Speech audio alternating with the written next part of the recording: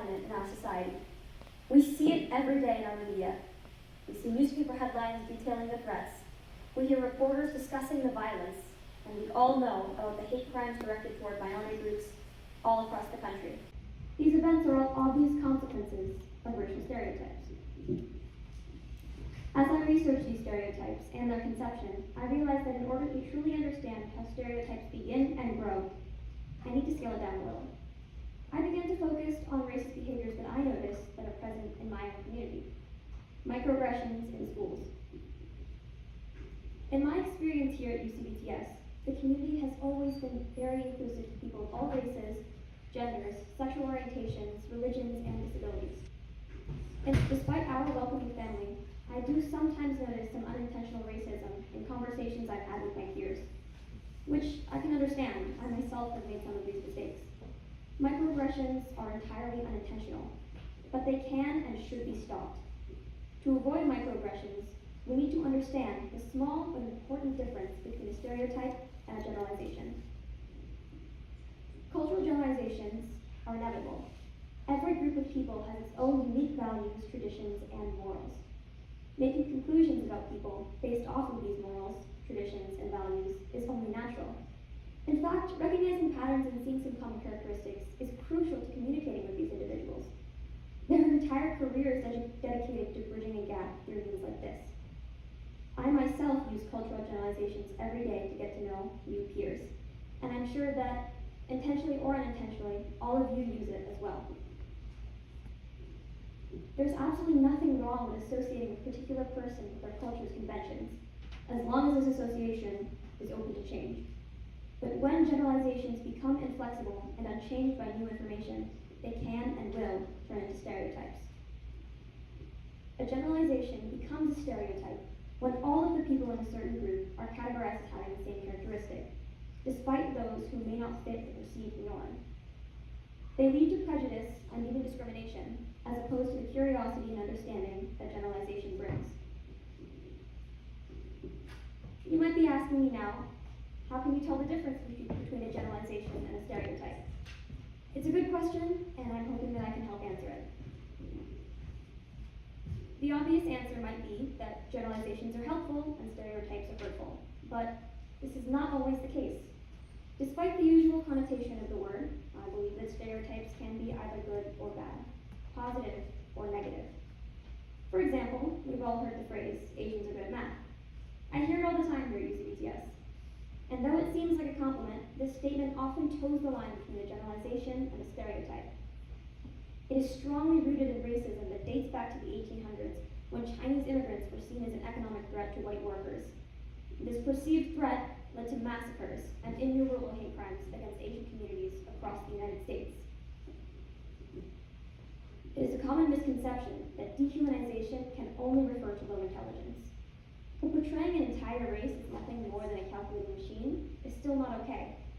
Saying Asians are good at math can be incredibly dehumanizing when the joke goes too far. I once saw a show where a character prodded another Chinese character with a pencil while yelling, "Do math," at him. And it was portrayed as humor.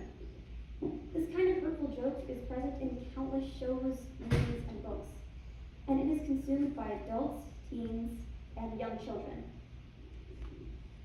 It might seem innocent, but it's easy to see how this kind of generalization quickly becomes a hurtful stereotype, especially when it is introduced to children at such a young age. An adult may be able to recognize that this racially based humor should never be used in real daily life, but a child has no perception of this.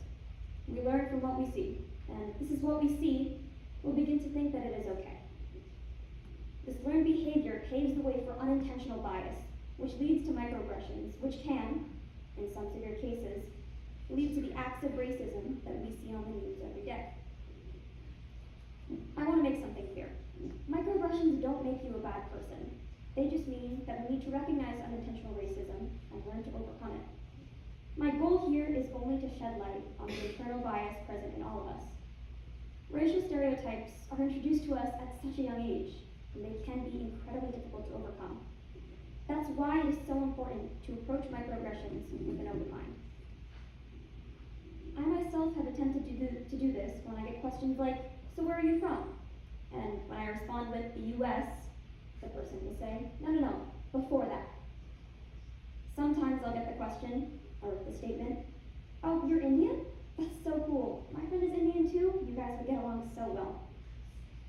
I've heard things like this from my friends, my peers, and even my teachers, and I've done my best to approach this respectfully. The first words of wisdom that I try to give are always a reminder that a person's race is not all that they are.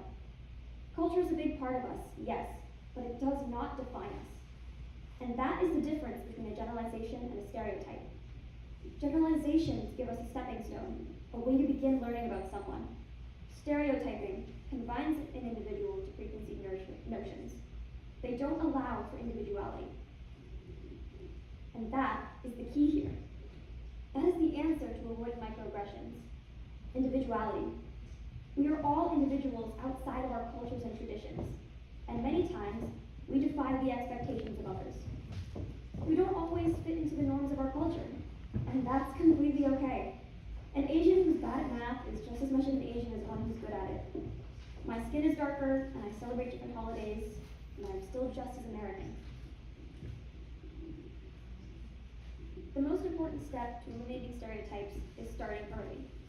Teaching young students the importance of balancing individuality and generalizations will allow them to avoid stereotypes when meeting with and learning about new people.